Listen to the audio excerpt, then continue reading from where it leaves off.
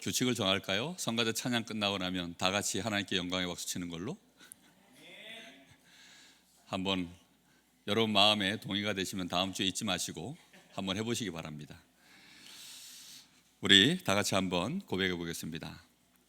나는 하나님을 사랑합니다. 하나님이 나를 사랑하시기 때문입니다. 그 증거가 그리스도입니다. 성령 충만 받읍시다. 자, 마지막 하나 더 있습니다. 그러므로 우리 서로 사랑할까요?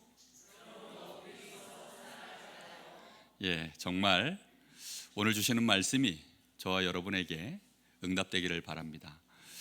우리가 오늘 말씀 제목이 서로 지체가 되었으니 사랑하라. 교통이 막혀가지고 지체가 됐다는 뜻이 아니라 서로 연결되어 있는 몸, 그게 지체를 뜻하는 겁니다. 그런데 오늘 말씀 속에 먼저 들어가기 전에 선하시고 기뻐하시고 온전하시다, 이 단어가 참 우리에게는 알 것처럼 와닿지 않는 단어입니다. 선하다, 이 말은 사실 우리에게는 그토록 매력 있는 단어는 아닙니다. 왜냐하면 착하다라는 개념으로 자꾸 가니까. 선하고 착하면 세상에서는 어떻게 되죠? 이용당하기 딱 좋죠. 그런데 세상에서 말하는 그 선과 착함이 아니라 하나님이 선하시다라고 성경에는 선포하고 있습니다. 누구만 선하십니까? 하나님만 선하십니다. 그래서 우리가 그 하나님의 선하심 앞에 우리가 축복을 누려가는데, 하나님은 그 선을 이루시는데 어떻게 이루어가시죠? 혼자서 하시지 않으신다는 겁니다. 하나님은 그 존재 자체가 선하신데 이 땅이 악한 거죠. 근데 그 악 가운데 우리를 선하게 이끌어 가시는 방법은 모든 것이 어떻게 해요? 합력하여 선을 이루신다. 지체라고 하는 비밀이 이 안에 들어 있습니다. 하나님과 우리가 지체되어 있기 때문입니다. 그래서 하나님은 우리와 함께 그 일들을 이루어 가십니다. 하나님이 무엇을 기뻐하십니까? 우리가 1절 말씀에 하나님이 기뻐하시는 거룩한 산 제물로 너희 몸을 드리라 라고 되어 있죠. 하나님과 우리는 함께 연결되어 있기 때문에 우리가 하나님 앞에 온전한 예배를 드릴 수 있는 구원받은 하나님의 자녀로서 우리가 예배를 드릴 때 그것을 하나님이 기뻐하신다고 되어 있습니다. 하나님이 기뻐하시는 것들은 많습니다. 그런데 주시는 말씀 안에서만 지금 잠깐 살펴보는 것입니다. 뿐만 아니라 온전하다. 여러분, 이 온전하다는 말도 지체 안에서, 한 몸 안에서 우리가 보아야 될 내용입니다. 여러분, 손가락 발가락 하나만 떨어져 가지고 꿈틀꿈틀거리면 온전합니까? 징그럽습니까? 이건 진짜 큰일 난 거죠. 그런데 그 손가락 발가락이 자기 자리에 붙어서 함께 연합하여서 그랬을 때 이제 드디어 어떻게 되죠? 온전해지는 것이죠. 온 몸이 하나도 남김없이, 부족함이 없이 정말 함께 연합되어져 있을 때 그걸 온전하다라고 표현합니다. 그래서 우리가 혼자서 뭘 잘하는 것이 중요한 것이 아니라 서로 지체가 되어져서 연결되어 있음을 깨닫는 것, 이게 얼마나 중요한 부분인지 모릅니다. 그런데 우리는 살면서 나밖에 모르죠. 왜냐하면 독립된 개체로서의 나라고만 우리는 그렇게 일생을 배웠고 그렇게 살았습니다. 그런데 어느 날 살아보시니 가족이 되보니까 아시겠죠. 어느 날 나와 함께 생명을 나누는 자들이 이제 만들어지니까, 특히 이제 피 한 방울 안 섞였는데 한 몸 되어져 보면 이제 그때 또 아시겠죠. 지체가 된다라는 말, 이거는 절대 간단한 말이 아닙니다. 자, 이제 본론입니다. 구원이라는 말을 우리가 지체를 이해해야만, 지체라는 말을 이해하려고 하면 구원이라는 말을 먼저 이해하셔야 됩니다.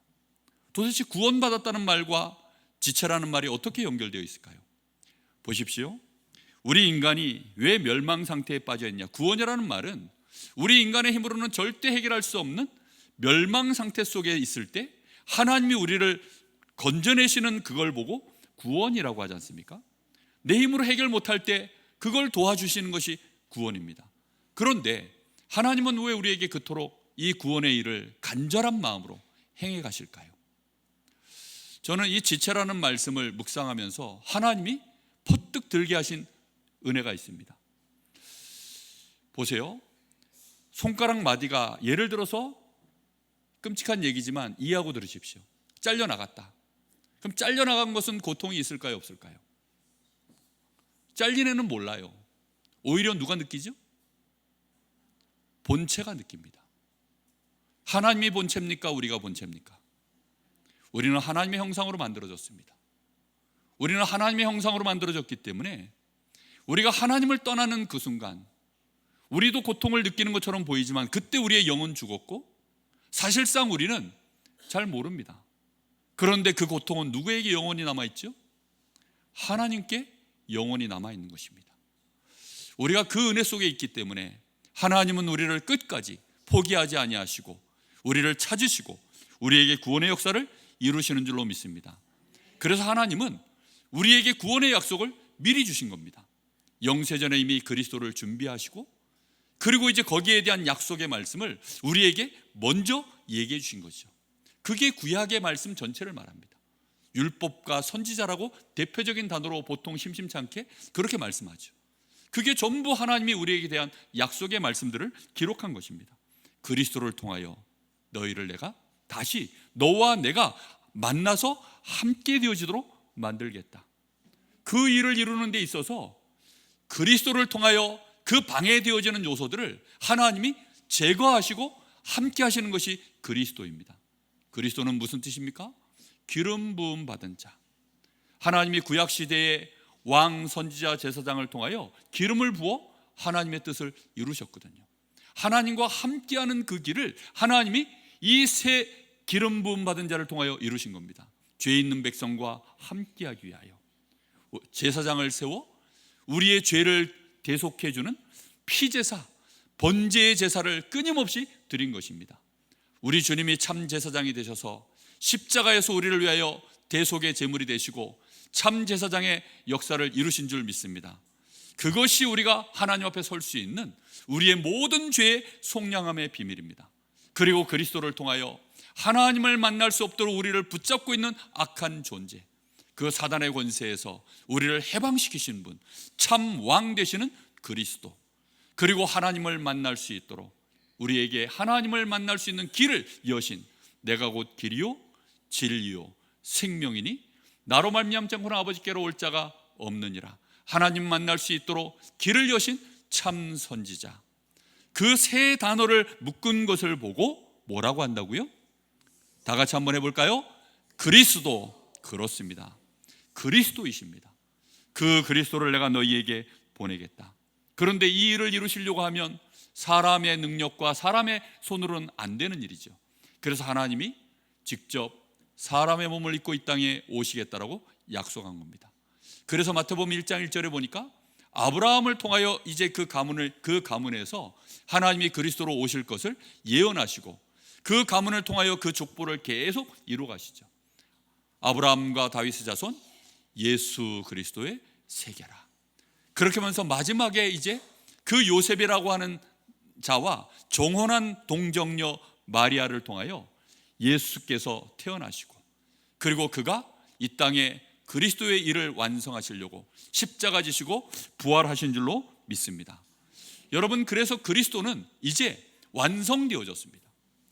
예언된 것도 아니고 모형도 아니고 그림자도 아닙니다. 그리스도는 이제 어떻게 되었다고요? 완성되어졌습니다.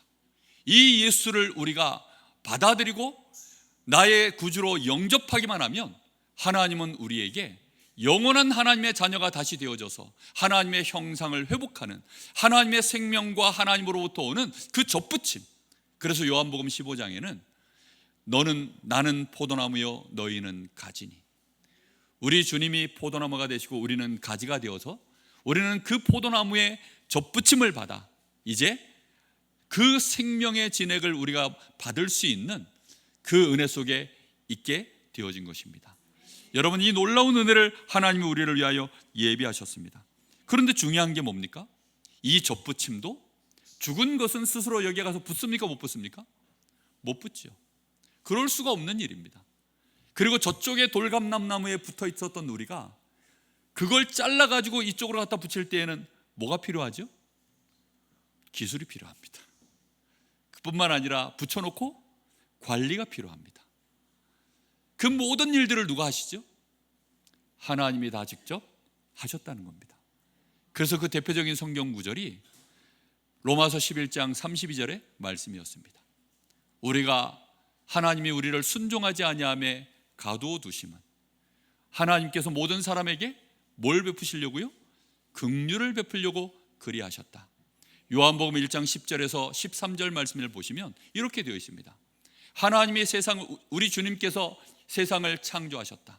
그래서 하나님이 우리 주님께서 예수께서 이 땅을 창조하시고 자기 백성 가운데 오셨는데 이 백성들이 영접하지 아니하더라. 그러면서 12절 말씀이 샌드위치처럼 중간에 끼어 있습니다. 그 12절 말씀은 뭐냐면 그런데 영접하는 자 곧 그 이름을 믿는 자들에게는 하나님의 자녀가 되는 권세를 주셨으니 그 다음 절이 뭡니까? 이것은 우리가 영접하게 된 것, 하나님의 자녀가 되게 된 것은 혈통으로나 육종으로나 된 것이 아니다. 오직 하나님께로부터 난 자, 하나님의 뜻으로 말미암아 되어진 일이라고 정확하게 선포하고 있습니다. 우리가 영접하게 된 것도 누구의 뜻입니까? 우리 부모님이 어려서부터 나를 뱃속에 넣어가지고 교회를 다녔기 때문이 아닙니다. 혈통으로 된 것이 아니에요. 또 내가 육신적인 정을 가지고 열심히 했더니 되어진 것이 아닙니다. 오직 누구의 뜻으로요? 하나님의 뜻으로 그렇게 되어진 것입니다. 그래서 내가 받은 이 구원은 내 편에서 지분이 1%라도 있습니까? 없습니까? 하나도 없어요. 왜요? 하나님은 우리를 영적으로 죽은 자로 알고 계시기 때문입니다. 우리는 스스로 죽어 있다는 걸 모르죠. 우리는 망해 있다는 걸 우리는 모릅니다. 그러다 보니까 자꾸 우리 편에서 뭐가 되는 줄로 아는데 그게 아니거든요. 그래서 하나님의 전적인 은혜로 우리가 하나님의 자녀가 되는 이 은혜 가운데 들어간 줄 믿습니다. 자, 그런데 이 은혜가 어느 정도로 놀라운 은혜냐? 차별이 없는 은혜라고 말씀합니다. 이것은요, 차별이 없어요. 이 차별이 없는 은혜를 유대인들은요, 역차별로 느끼는 거죠. 이게요, 이 은혜가 역차별로 느껴지는 사람들이 참 많을 겁니다. 여러분, 제가 목사가 되려고 그러면 얼마만큼의 이 수련 기간을 거쳐서 이 자리에 서인지 여러분 이 시간에 말할 수는 없습니다. 그런데 꽤 긴 시간과 연단의 시간들이 있어야 되겠죠. 그렇죠? 그 시간들이 반드시 있어야 됩니다. 그런데 이것과 별개로 의로워지고 이 사람이 정말 하나님과 화목해지고 그래서 이 사람이 하나님과 함께하며 이 사람이 하나님 앞에 기도할 때에는 이 자의 기도가 의로운 자의 기도라 하나님이 하늘 문을 여시고 응답을 하시는데 응답을 펑펑 받는 거예요. 근데 나는 기도해도 왠지 응답이 없는 것 같고 이러면 우리는 느낌이 어떨까요? 약간 부끄럽기도 하고 역차별받는 느낌이 들까요? 안 들까요? 들지요. 유대인들이 딱 그 모양입니다. 자기 평생 유대인들은 내내 하나님의 백성으로 성전도 지어 바쳤고 헌금도 했고 나름대로 수고하고 노력한 것들이 얼마나 많은 세월의 역사 속에 쌓여있는지 모릅니다. 그 안에 위대한 인물들도 많아요. 아브라함, 다윗, 모세, 전부 다 그런 인물들이 다 유대인들입니다. 그러니 이방인들은 전부 어떻죠? 늘 범죄하고 하나님 없다 하고 하나님이 어딨냐 하고 예수 믿는 사람 오히려 핍박하고 로마 사람들이 전부 그랬지 않습니까? 지금 예수 믿는 사람들을 잡아서 핍박하고 죽이고 하는 일들이 전부 이방인들이 하는 짓이거든요. 물론 유대인들도 그 일을 했습니다. 그런데 이런 우상 숭배하는 자들을 예수 믿는다고 그날로 하나님의 자녀요 의롭다 하고 이해가 될까요? 쉽지 않은 얘기입니다. 그런데 문제는 누가 못 받아들이냐? 불신자들이요 못 받아들여요. 자기 인생이 어느 정도 망가져야지. 너무 심하게 망가지면 아유 예수 믿는다고 되나? 저는 그런 분들 정말 많이 만납니다. 그래서 이미 마음으로 접었어요. 예수 믿는다고는 낙심이 돼도 너무 되고 자기의 꼬라지를 너무 잘하시는 거죠. 그러다 보니까 안 된다는 거예요. 하나님은 된다는데 자기는 안 된대요. 아니 은행장이 당신한테 1억 대출을 해줄 테니까 가져가라는데 안 된다는 거예요. 아니 주겠다는데 싫다는 겁니다. 그런 사람들이 너무 많아요. 내가 경찰이니까 내가 너를 위해서 여기에 지금 경찰 파송해서 너네 집 강도 다 막아줄 테니까 괜찮아. 그런데 싫다는 겁니다. 나는 안 된다는 거죠. 무속인들이 하는 말이 그 말입니다. 이 사람들이 귀신에게 얼마나 시달렸는지, 당신 자녀에게 이거 내려가는 거 원하냐? 당신 자녀에게 이 귀신이 또 내려가서 당신처럼 그런 인생 사는 거 원하냐? 물어보면요, 아무도 그걸 원하지 않는다고 합니다. 내 대에서 막으려고 내가 신받았다고 합니다. 그런데 그걸 원하지 않는데도, 그러면 당신 떼서도 끊어내고 결국은 당신 자녀에게 내려가게 되어 있는데 모르냐? 내려가지 않냐? 그런데 그거 막아내는 방법, 하나님이 그리스도를 통하여서 이걸 끊어내실 건데, 예수가 그리스도다. 예수 믿으면 당신 집안에 귀신 떠나간다. 당신 인생 하나님의 자녀가 된다. 하나님이 당신을 위하여 이제는 귀신이 아니라 주의 천사들을 보내고 주의 성령으로 당신과 함께 하신다. 이걸 믿으면 끝나는 것이다. 받아들이면 끝난다. 그런데요, 안 된다는 거예요. 경찰청장이 약속을 해서 당신 집에 경찰들 1개 부대를 보내서 보호하겠다는데, 그래도 나는 두려워서 안 된다는 거예요. 벌벌벌 떱니다. 귀신이 무서워서 안 된다는 거죠. 우리는 정말 우리도 모르는 사이에 이렇게 내 마음속에서요, 안 되는 존재들입니다. 이미. 그럼에도 불구하고 하나님은 구원받아야 될 하나님의 자녀들을 정해놓으시고 그들을 감싸 안으시고, 하나님은 우리를 결국은 긍휼을 베풀어 구원받게 하신 줄 믿습니다. 우리가 그렇게 다 구원을 받았습니다. 그래서 우리가 구원받은 자의 축복이 무엇입니까? 속량함을 받은 거죠. 속량을 받았다는 것이 무엇입니까? 이제 내가 죄로 인하여 오는 모든 저주와 재앙에서 나는 해방받았다는 것입니다. 할렐루야. 여러분, 이 사실을 믿으셔야 됩니다. 이미 내가 예수를 믿는 순간 그 일이 나에게 벌어진 겁니다. 그리고 하나님과 나는 화목하게 되어졌어요. 그래서 하나님은 나와 함께 하시는 것을 기뻐하십니다. 나는 하나님이 두렵지만 하나님은 여전히 나를 어떻게 하신다고요? 기뻐하셔요. 이게 참 어려운 얘기입니다. 왜요? 내가 잘못했는데 하나님이 나를 기뻐하실 리가 없지. 이게 말이 안 되잖아요. 그렇죠? 복음은 신비입니다. 그러면 자칫 그래서 방종하기가 쉬운 게 또 복음이고, 이게 정말 철이 안 들면, 좀 성숙해지지 않으면 오해되기 딱 좋은 게 이 복음입니다. 그러면 뭐 율법을 안 지켜도 되고 이제부터 신나게 마음대로 내가 돌아쳐도 된다는 말입니까? 그거는 우리 에데니한테나 통하는 얘기입니다. 저 나이 때는요, 뭐 그냥 막 마음대로 하는 거죠 뭐. 그런데 초등학교 들어가고 중학교 올라가고 고등학교 대학교만 가도 벌써 눈치가 빤합니다. 이러면 안 되는구나. 알지요, 그죠? 어린아이 때는 자기 갖고 싶은 거 있으면 그 앞에 뒤집어져 가지고 사내놓을 때까지 내놓으라는 거죠. 저희 형님이 그걸 잘하셨답니다. 하여튼간 뭐 한번 쓰러지면 사내놓을 때까지는 뭐 안 된다는 거죠. 얼마나 뭐 때를 쓰는지 저희 어머니가 화장실까지 업고 가셨대요. 그냥 떼놓을 수가 없어가지고 그냥은 안 된다는 거죠. 옛날에는 다 집에서 떨어져 있지 않습니까? 거기까지 업고 가셔서 그냥 그렇게 볼일을 보셨다고 하더라고요. 그러니 어릴 때는 그렇습니다. 지금 그러면 어떻게 될까요? 정신병원에 입원해야죠. 우리가요, 정말 이런 은혜를 받았습니다. 이런 놀라운 은혜를 우리가 받고 우리는 이제 의로운 자가 되어졌어요. 의롭다는 말은 뭐냐면 드디어 나에게 힘이 생겼다는 겁니다. 의로운 자는요, 말에 힘이 있어요. 의로운 자는요, 그가 하는 일에 권세가 있습니다. 여러분, 죄 있는 자는요, 대통령이라도 그가 어느 날 힘을 잃어버립니다. 여러분, 경찰이 도둑놈하고 의탁해가지고 뒤에서 뭐 하다가 그렇게 되어지면 어느 날 도둑놈한테 약점 잡혀가지고요, 힘을 못 써요. 이 사람이 엄청난 범죄를 했는데 너하고 나하고 공범이야, 내가 그 증거 있어, 이러면요 힘을 못 씁니다.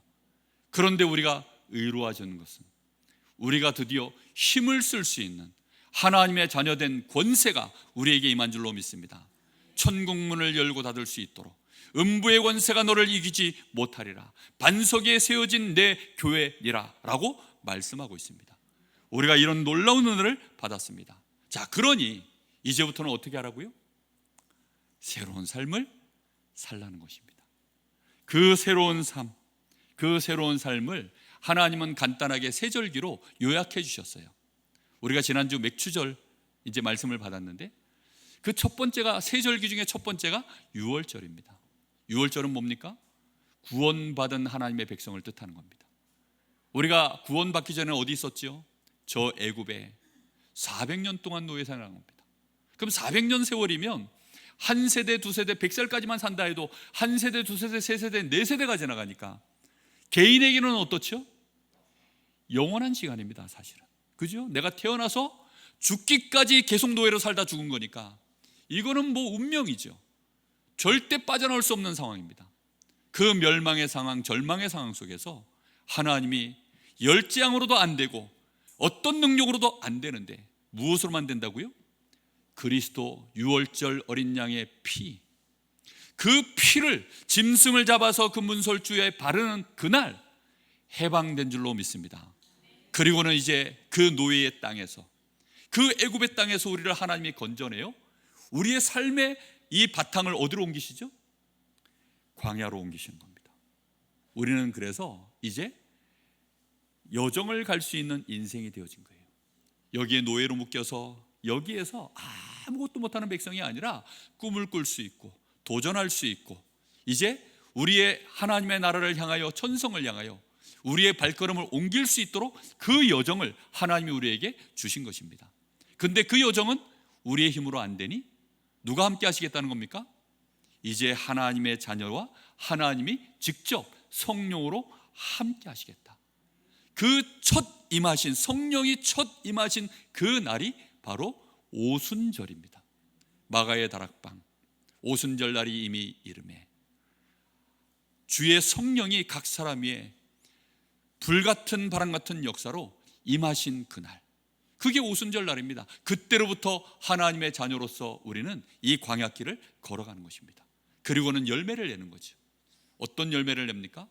그 열매를 내어서 창고에 저장하는 것, 그걸 수장절이라고 합니다. 그래서 우리는 이 땅에 걸어가는 동안에 하나님의 나라에 우리 자신이 열매가 되고, 첫 열매는 누가 되어주셨죠? 우리 주님이 첫 열매가 되셨고, 이제 우리가 열매가 되어졌고, 우리를 통하여 또 많은 영혼들이 열매가 되어져서 천국에 거두어 드리는, 거기에 저장하는 그 여정을 걸어가는 것이 수장절입니다. 여러분, 이 세절기의 언약을 잘 붙잡고 인도받으시기 바랍니다. 자, 그러면 오늘 말씀의 이제 가장 중요한 이제 본론이죠.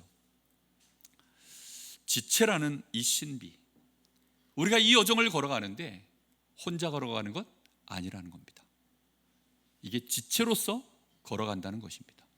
혼자 걸어갈 수 있는 것은 사실은 하나님 외에는 없습니다. 하나님만 스스로 계신 자이시기 때문에 사실은 모든 피조물은 혼자서 갈 수가 없어요. 어딘가에 기대거나 어딘가에 연결되어 있거나 어딘가에 도움을 받아서 그렇게 움직여지는 것이지 혼자의 힘으로는 불가능한 것입니다. 그런데 하나님은 특별히 우리 사람을, 아까도 말씀을 드렸지만 누구의 형상으로 만드셨습니까? 하나님의 형상으로 만드셨습니다. 그래서 우리의 생명이 누구로부터 연결되어 있죠? 하나님과 연결되어져 있는 것입니다. 이걸 보고 거룩한 지체라고 합니다. 거룩한 자, 거룩한 분으로부터 연결되어 있기 때문에 그걸 다른 말로 성도라고 표현하는 겁니다. 우리는 거룩한 무리가 되어져 하나님의 자녀가 되어져서 이제 하나님으로부터 생명을 받고 하나님으로부터 능력을 받고 하나님으로부터 축복을 받아 그것으로 어떻게 되죠? 생육하고 번성하고 충만하여 갈 수 있는 그런 은혜를 우리에게 주신 것입니다. 이게요, 놀라운 신비입니다. 하나님은 이 일을 해나가시는데도 인간관계를 어떻게 만드신 줄 아세요? 참, 저는요, 하나님이 우리에게 이 비밀들을 알게 하시는데, 보십시오. 하나님이 우리 사람을 만들 때 다른 모든 만물은요 그냥 무라 내라 하니까 암수 한 상씩 그냥 알아서 나왔어요. 하나님이 그렇게 암수 한 상을 동시에 지었습니다. 다 동시에 다 그렇게 만드셨습니다. 그런데 사람만은 그렇게 안 하셨죠. 먼저 남자를 창조하시고, 그리고 사람이 홀로 독처하는 것이 옳지 않아서 하나님이 어떻게 하셨다고요? 아담을 깊이 잠들게 하시고 그의 갈빗대 하나를 뽑아서 그것으로 여자를 만드셨다라고 되어 있습니다. 한 몸입니까? 아닙니까? 한 몸이죠. 지체입니까? 아닙니까? 지체이죠. 지체 말고 대답하시기를 예수님의 이름으로 축복합니다. 정말 우리는 한 몸이에요. 맞습니까? 그 한 몸이 또다시 어떻게 되어지죠? 거기에서 서로 연합하여서 부부가 한 몸이 되어져서 결합할 때 거기에서 무슨 일이 벌어집니까? 생육하는 거죠. 그래서 자녀를 생산하고 또 생육하고 번성하여 충만한데 그 모든 것이 연결되어 있습니까? 안 되어 있습니까? 연결되어 있죠. 아멘입니까? 그러면 우리는 이제 그리스도 안에서 하나님이 우리를 구원해 내셔서 그리스도가 우리의 맏아들이시고 그리스도는 맏아들이시고 우리는 그의 형제라고 주님이 하나님이 표현해 놓으셨습니다. 그럼 우리는 그리스도와 함께 연결되어 있는 하나님의 이 형상 맞습니까? 맞습니다. 그럼 우리는 서로가 지체 맞습니까? 맞지요. 지체 없이 이번 한 주간 이 지체됨을 누리시기를 예수님의 이름으로 축복합니다. 정말 이 비밀이 너무 커요. 그렇단 말입니까? 요즘 시대는 웬만하면 안 엮이는 게 상책인데 이건 엮여도 너무 심하게 엮였는데요. 이게 엮인 게 아니라 그냥 그렇게 돼버린 거예요. 내가 부정하면 오히려 혼란만 가중될 뿐. 이게 지금 이미 그렇게 되어져 있는 일입니다. 맞습니까? 현실을 직시하시고 인정하시기를 예수님의 이름으로 축복합니다. 이게 사실이에요. 이게 진실입니다. 이게 영적 사실이고 여기에서 하나님의 모든 절대적인 계획들이 진행되어져 가는 것입니다. 자, 그래서 오늘 12장 4절 5절 여기에 이렇게 되어 있습니다. 4절을 보겠습니다. 우리가 한 몸에 많은 지체를 가졌으나 모든 지체가 같은 기능을 가진 것이 아니니 이와 같이 우리 많은 사람이 그리스도 안에서 한 몸이 되어 어떻게 되었다고요? 서로 지체가 되었느니라. 이게요 비밀입니다. 이게 신비입니다. 그러니 이제 3절이 이해가 되죠. 3절 말씀에 그래서 이렇습니다. 내게 주신 은혜로 말미암아 너희 각 사람에게 말하노니 마땅히 생각할 그 이상의 생각을 품지 말고 오직 하나님께서 각 사람에게 나누어 주신 믿음의 분량대로 지혜롭게 생각해라. 각 사람의 믿음이 크고 작다라는 개념이 아니라 서로가 다 다르기 때문에 그 지체에 따라 하나님의 믿음의 분량을 부어주시는 것이 다르다는 뜻입니다. 내 믿음은 크고 네 믿음은 작다 비교하라고 주신 것이 아니라 무슨 뜻입니까? 믿음의 분량이 다를 수밖에 없는 이유를 지금 말씀하고 있는 거예요. 그런데 우리는 이 차이를 이해하지 못하면 지체라는 비밀을 모르면 내 믿음은 크고 제 믿음은 작구나 이렇게 생각합니다. 여러분 애기발가락이 작아야지 엄지발가락만 하면 어떻게 됩니까? 안 그렇습니까? 아니 새끼손가락이 작아야지 이게 엄지손가락 같으면 이게 콧구멍을 못 흡여요. 귀가 가려울 때 이게 안 됩니다. 이게 지체라는 비밀이거든요. 그래서 각 사람에게 주신 분량대로 마땅히 생각할 바만 생각해라. 그리고 각 사람에게 주신 믿음의 분량대로만 그걸 어떻게 해요? 지혜롭게 생각해내라. 이게 우리 몸 안에 있는 이 몸 가지고 따지면 이게 쉬운 얘기입니다. 그런데 이걸 이제 서로 믿음의 형제들을 갖다가 이걸 따져야 되니까 이건 지혜가 없으면 어려운 일입니다. 이 비밀이 큽니다. 여러분 정말 같이 연결되어 있는 것은요 다 같이 영향을 받아요. 여러분 그 그물 아시죠? 그물은 혼자 줄기가 하나 이렇게 끈 하나 있으면 그게 그물입니까? 아니죠. 서로 얽히설키 얽혀 있습니다. 축구 골망을 딱 이렇게 보시면 축구 골망 있죠. 그럼 축구공이 날아가서 골을 탁 들어가는 순간 그 골망이 어떻게 됩니까? 전체가 같이 출렁하면서 아름다운 이 웨이브를 이렇게 그려내죠. 전체가 영향이 가는 겁니다. 그게 지체라는 거예요. 연결되어 있다는 뜻입니다. 그러면 한 사람이 어디가 아프면 아프다고 우리가 어떻게 될까요? 같이 아파야죠. 할렐루야. 한 사람이 기쁘면 다 같이 기쁜 거죠. 그게 지체입니다. 지체 말고 고통과 슬픔을 같이 느끼시기를. 우리가 너무 마비가 되어 있어요. 무신경하고 신경이 끊어져 있고 연결이 안 되어져 있고, 이러다 보니까 같이 연결되어져서 가야 되는 것입니다. 우리 주님이 컨트롤 타워가 되셔서 우리의 머리가 되시고, 우리는 거기에 연결되어 있는 몸인 줄 믿습니다. 다음 주에는 이제 거기에 대한 구체적인 얘기들이 또 나옵니다. 우리가 그럼 각자 어떤 지체가 되었느냐, 그거는 다음 주에 이제 말씀이고요. 오늘은 우리가 지체라는 사실, 우리가 연결되어 있다는 사실, 한 몸이라는 사실. 그런데 서로가 뭐가 다르죠? 기능이 달라요. 능력이 달라요. 그러다 보니까 믿음도 다르고 하나님이 주시는 분량이 다르고, 그래서 서로 너무 다른 거죠. 그 다름을 이제부터는 우리가 관찰해내셔야 됩니다. 반드시 관찰해내셔서 다르구나, 틀린 게 아니고 뭐라고요? 다르구나. 부부간에도 제일 처음에 갈등하는 이유가 뭐지요? 성격 차이라고 합니다. 그래서 이혼까지 해요. 아니, 그것 때문에 이혼하면 성경적입니까? 아닙니까? 그게 아닌 거예요. 다른 거예요. 서로 달라요. 그런데 지체라는 사실을 모르니까 다른데 지체예요. 그래서 이게 비밀입니다. 우리는 다르면 잘라버리죠. 안 맞는다고. 아니, 어떻게 맞을 수가 있습니까? 맞을 수가 없죠. 하나님은 우리에게요 다 다르도록 만들어놨어요. 여러분, 털도요, 머리에 나는 털, 겨드랑이에 나는 털, 콧구멍에 나는 털 다 다릅니다. 전부 다 달라요. 털이 다 똑같으면요 그건 문제되거든요. 하나님은 모든 것을요 그렇게 다르게 했어요. 물론 간혹 통증을 안 느껴야 되는 또 지체도 있습니다. 뭔가 이렇게 이제 싸워야 되는 부분들, 특히 간이 그렇다죠. 간은 이게 이제 그 통증을 잘 못 느낀다고 합니다. 왜냐하면 병균과 이제 막 싸워야 되니까. 그런 부위도 있지만 우리는 그럼에도 불구하고 서로 어떻게 되어 있다고요? 연결되어 있습니다. 자, 깨달은 눈빛으로 서로를 한번 쳐다보시기 바랍니다. 그랬구나. 그렇습니다. 우리는 다 지체입니다. 자, 그럼 결론입니다. 마태복음 22장 36절 42절 심심치 않게 주시는 말씀이죠.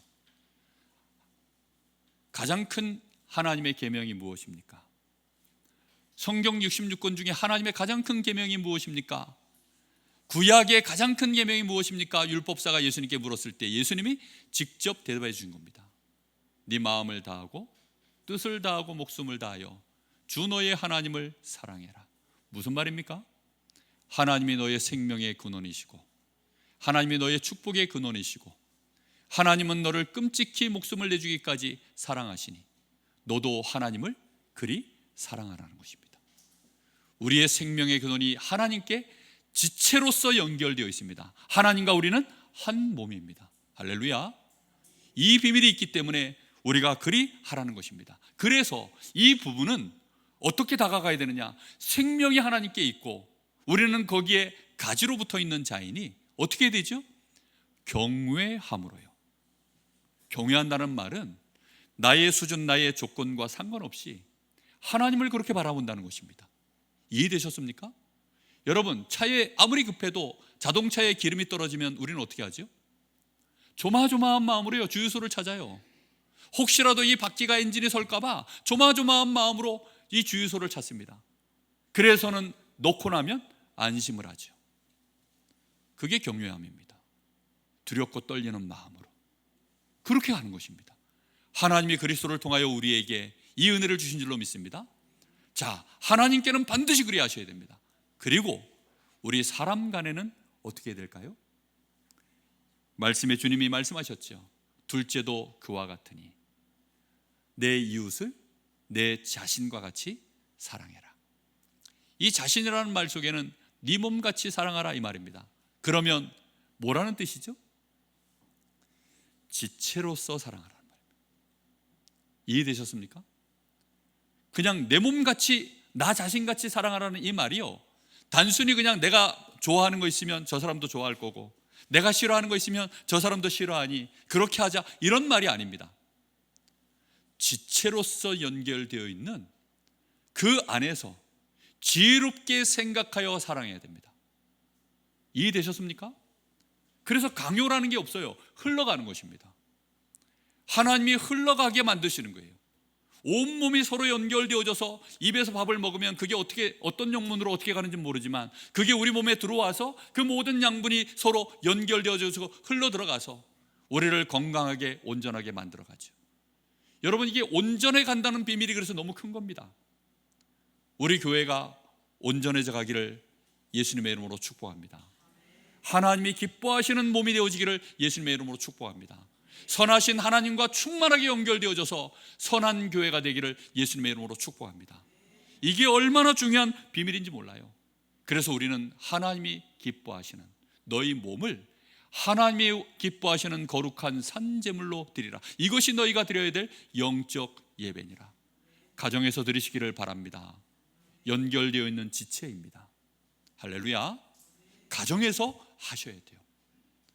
그리고 어디에서요? 교회 안에서요. 그리고 현장에서요. 아니, 왜 현장에서 해야 됩니까? 하나님이 우리를 위하여 예비된 지체가 있어요. 하나님이 구원하시기로 작정하신 우리의 한 몸으로 하나님의 예배 놓으신 지체가 있습니다. 그래서 우리는 현장에서도 이 영적 예배를 드림으로 하나님이 찾으시는 그 지체를 찾아 주께로 연결시키고 우리와 함께 또 연결되어지는 은혜 속으로 들어가는 그 축복을 영적 예배로 드리는 것입니다. 여러분, 정말 이 비밀이 정말 큽니다. 우리가 만약에 이 비밀을 안다면 한 사람도 나는 쓸모없다 하지 않을 것이고, 그렇죠? 나 같은 것은 안 된다 없습니다. 이 비밀이 정말로 큽니다.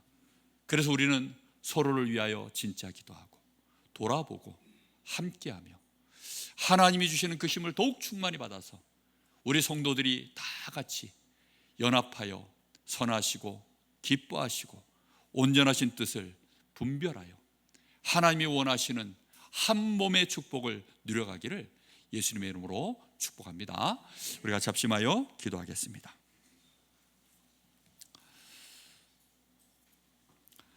오늘 주신 말씀을 마음에 담으십시오. 내 가정에서 지체로서 함께 영적 예배가 되게 하옵소서. 혹시 나의 지체 중에 연약하여 예배할 수 없고 지금 무너져 있어서 시험 들어 있고 그가 아프고 빈약하여 어찌할 줄 모르고, 그것을 우리는 비난하는 것이 아니라 그게 아픈 나의 손가락 발가락입니다. 어찌해야 될까요? 치유해야죠. 가정에서 드릴 영적 예배입니다. 교회 안에 연약한 자 있습니다. 또 축복받는 자 있습니다. 그 모든 것이 다 우리는 연합하여 드려야 될 영적 예배입니다. 서로를 기뻐하십시오. 그리고 서로를 품으십시오. 그리고 하나님 현장에서 하나님 예비된 나의 지체 찾아내게 하여 주옵소서. 그 예배가 되기를 원합니다. 우리 합심하여 잠시 기도합니다.